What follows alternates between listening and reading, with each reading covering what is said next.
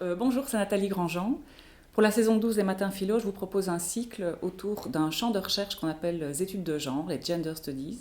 Et j'ai intitulé ce cycle Qui a peur d'être gender studies? Alors pourquoi j'ai intitulé ce cycle avec ce titre en interrogation? C'est parce que ce champ de recherche des gender studies est un champ, une discipline interdisciplinaire qui est étudiée dans bon nombre d'universités, en particulier dans les universités anglophones, mais c'est un champ de recherche qui, en Europe francophone, a suscité beaucoup de débats, beaucoup de controverses, voire une panique morale. Et j'avais à cœur de vous présenter ce qu'étaient les gender studies. Donc, je disais beaucoup de débats, beaucoup de controverses. Vous vous souvenez de la manif pour tous, des controverses autour de la théorie du genre, de l'idéologie du genre. Alors, je voudrais, dans ce cycle, explorer d'une part ce qu'on reproche aux gender studies et surtout ce qui en fait la teneur. Et pour ça, je voudrais revenir sur des grands concepts, le concept de sexe, de genre, de race, de classe. Et je voudrais aussi aborder les différentes controverses, notamment la controverse très récente du wokisme ou de l'islamo-gauchisme.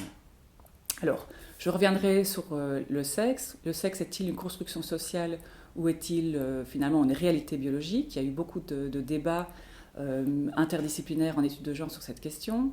La question du genre, d'abord revenir un peu sur ce mot genre, on l'entend beaucoup, mais on ne sait pas vraiment, à mon avis, exactement de quoi on parle quand on parle de genre. Je reviendrai sur sa genèse, comment il a été voilà, il s'est métabolisé dans les études de genre, justement, et en quoi c'est un outil heuristique vraiment intéressant pour comprendre les dominations à l'œuvre, toujours à l'œuvre dans le champ social, les dominations entre hommes et femmes, les dominations aussi entre hétérosexualité et homosexualité et d'autres types de sexualité.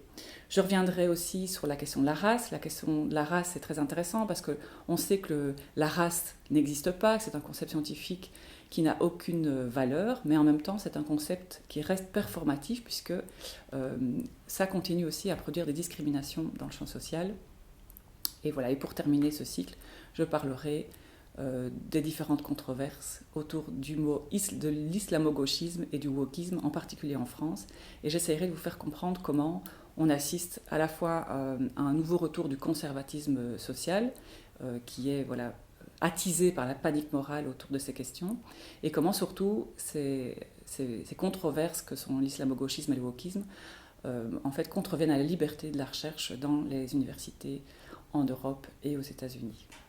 Me réjouis de vous revoir. À bientôt.